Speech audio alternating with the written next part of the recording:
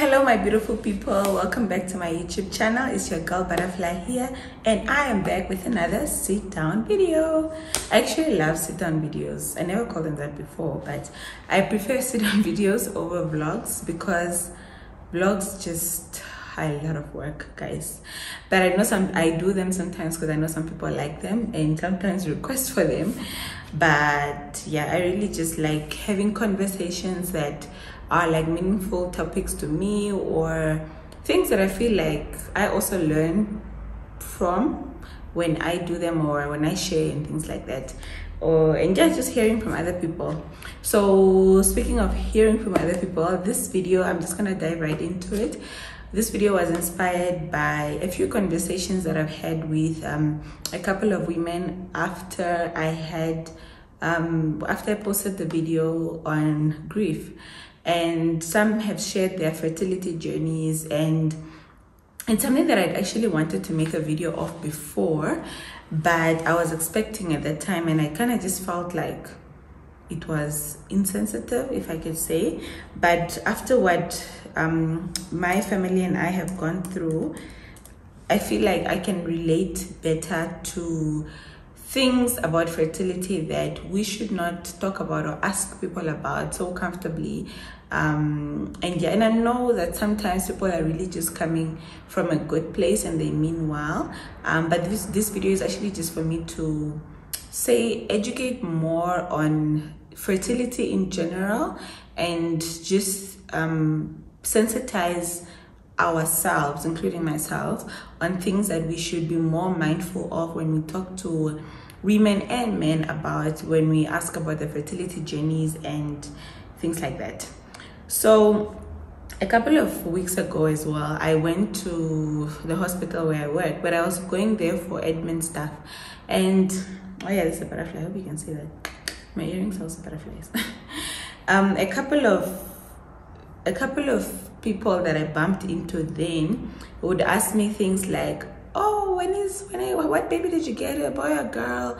When are you bringing the baby for us to see him or her, things like that. And I was not mentally prepared for those questions, because I think for the last 3 months I've been around people that do know. So unless I bring it up or we're talking about it in general, it's not really a question that I get.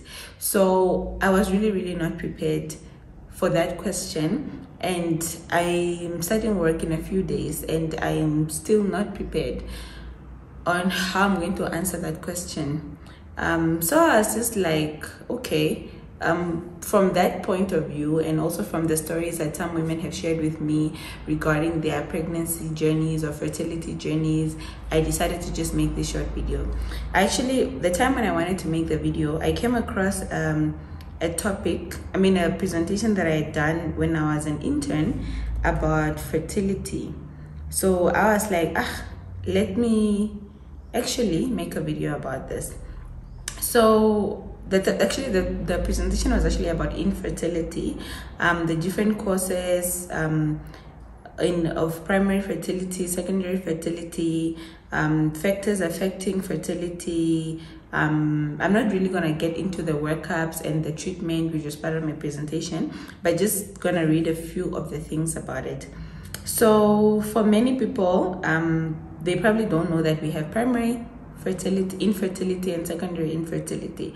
Primary infertility is when a couple have failed to conceive before, like they've never had children before and they're trying to conceive, but then also you are not really considered infertile until a certain period of time of, I can't remember if it's a year of constant doing the do, or it's 2 years, but I think it's a year of consistently, yeah. And then with secondary infertility is when a woman or man, emphasis please, a woman or man has previously been pregnant, has children, regardless of the outcome of the pregnancy, and now is unable to conceive. And I like that because a lot of times people just assume that because they have had a child before, especially men, that it means they can always have children, but there are a lot of things that can lead to infertility. There are a lot of things that can affect our fertility, and that's what secondary infertility is.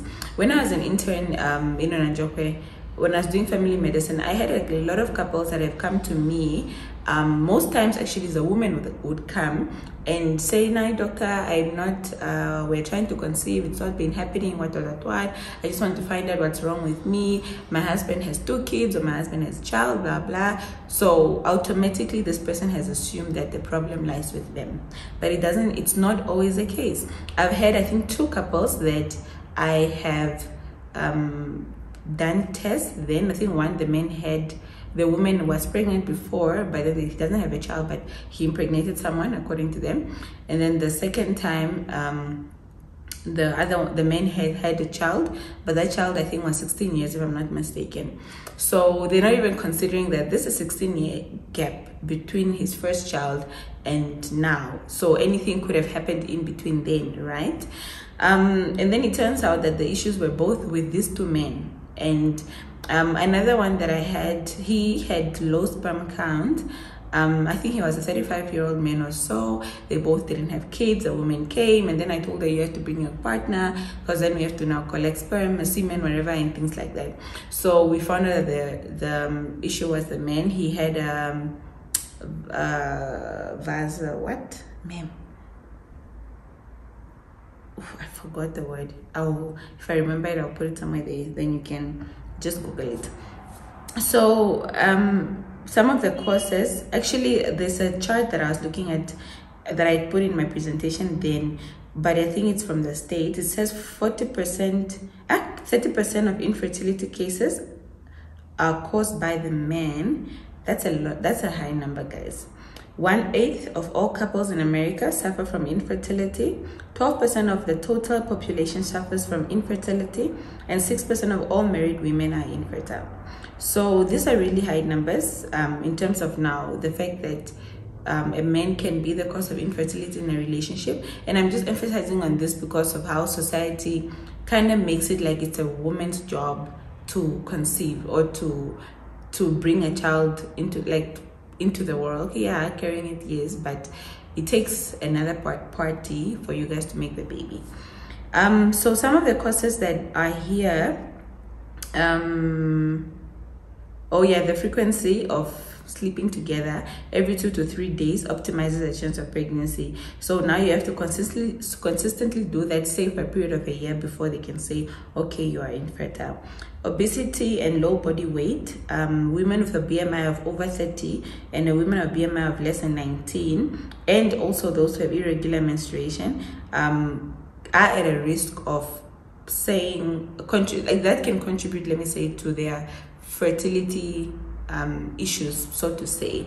Doesn't mean every single person with that, but I just mean like sometimes when people are suffering from infertility, these are things that we also ask them to look at, or we have to look at. Smoking, caffeinated beverages, alcohol, intoxication may also affect semen quality. Prescribed over-the-counter or recreational drug use, sometimes a person's occupation or tight underwear. They say that there's an association between elevated scrotal temperature and reduced semen quality. So these are things that one would have to look at when you are trying to just rule out possibilities of why someone is not conceiving. There's also a chart here that says unexplained 28%, sperm problem is 21%, 18% is ovulatory failure, 14% can be due to tubal damage, 9% can be endometriosis or cervical mucus, 5% can be coital problems, and 5% is ruled as other. So there's really a number of issues why people are not able to conceive. For females, it can say other ovulatory disorders such as polycystic ovarian syndrome, because a lot of people are very familiar with hearing about that. Premature ovarian failure, poor egg quality, thyroid, which can be caused by thyroid problems, hyperprolactinemia, chronic diseases like HIV or cancer or whatever, gynecological disorders like such as endometriosis or uterine fibroids. We can have bad effects of medication now, like chemotherapy, radiation, or just unhealthy lifestyles, like I said previously, smoking, alcohol, illicit drugs, and things like that. And for men, it could still be the same sperm disorder, whether it's low sperm count, low sperm mobility, or abnormal sperm, or scanty semen. And then abnormal semen can be due to testicular infections, testicular surgeries, testicular cancers, overheating of cancer. I think this was meant to be like chemotherapy. Ejaculation disorders, low testosterone levels, genetic disorders, and then, like I said, unhealthy living habits like smoking, alcohol, illicit drugs, and things like that. So sometimes in the example of the men that I said had a child 16 years prior, maybe it was just a young, healthy boy, man at the time who did none of this or had no medical issues or whatever, and then they started smoking or they started drinking or they got a chronic disease, or so many other things that can happen to this particular person that can lead to them not being able to conceive, right? So it's always advisable when a couple is trying to get a baby, then they go together. And yeah, there's a number of things or treatments, but they all depend on certain factors such as the age of the patient, personal preferences, duration of infertility, and general health. I love that this here like personal preferences, because okay fine, it's not really part of the treatment, but we also have to remember, guys, that sometimes when people are not conceiving, it's not because they don't want to. It's because, it's not because they can't, it's also just because they don't want to. It's not every single person that wants a baby. And I hope this can help people also remember that just because people got married today doesn't mean that next month they really want to start trying for a baby. Because you find people, like couples been married say 2 years and they're asking, oh, when is the baby coming? When is this? When is that? What if they don't want children? And that's still their right. That's still okay. There's nothing wrong with someone not wanting children. It's really honestly their choice. And so there's this picture, I'll try and put it here, but I'll just read through it, that I included in my presentation. It really made me sad, because it's basically a woman sitting on the floor with a lot of pregnancy tests and speakers with different voices of people that are saying things like, are you pregnant yet? Don't wait till it's too late. Go hurry up and give your husband a child before he starts wandering around. Don't keep us waiting too long. Where are my grandkids? You don't have children. You won't understand. Don't you want children? You'd be such a great mom. Or you'd be lucky you can get up and go. Or you are lucky you can get up and go. Like, as in, because someone doesn't have a child, you say to them like, oh, you are lucky you can just get up and go, travel wherever you want, for example.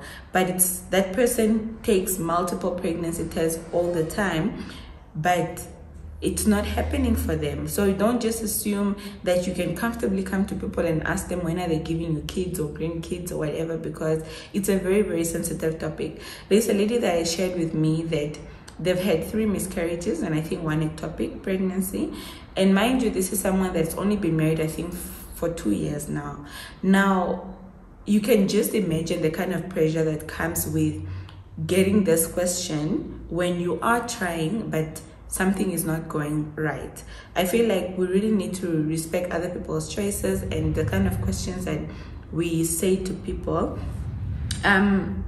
Personally, for me, I only really would have conversations about this with people that are close enough to me that maybe I know their struggles or they've opened up to me, or things like that. But we just have to learn to realize that people are going through a lot. There's multiple reasons to why people are not conceiving. Sometimes really because they don't want. Sometimes they've tried. Like, I'm really preparing myself for people asking me, for example, oh, when my son is a bit old and they're asking, oh, when is he going to get a sibling, for example, not knowing that he had a sibling but she's not here with us anymore. So it's a very sensitive topic, and I know that sometimes people really do mean well when they ask. I just really want us to educate ourselves more on just different things about why people are not able to conceive, or you can never say, that can never be me, because you won't know. Like, you can be on contraceptives right now not knowing that maybe you're not even able to conceive. So nothing would have happened if you're not on contraceptives, you know. So let's just be sensitive to people. And in summary of this presentation, I had written that infertility is a significant medical and social problem affecting couples worldwide. It is a sensitive issue that should be handled with great care, with continuous professional counseling. Most young couples will conceive naturally within 2 years. Evaluation of both partners for causes is essential. And lastly, treatment depends on the cause and varies from medical treatment to surgery to ART, artificial reproductive therapy, I think. I can't even remember. I can't believe I didn't read through this before I did this, but it's fine. So yeah, man, remember there is purpose in your season of waiting. If you and your husband are trusting God for children, pray, but also do seek medical attention, because sometimes it's things that can be diagnosed medically and can be corrected, and then you can get what you want. If it's not what you want, it's not what you're looking for, then it's also okay. Just know what to say to people when they ask questions, because I know it can be very, very uncomfortable. I'm still trying to prepare myself for those questions when they do come. It's not easy. I can only imagine for people who are trying, and I know I've also been guilty of asking those questions sometimes, because I think somewhere ignorance does come in where we forget.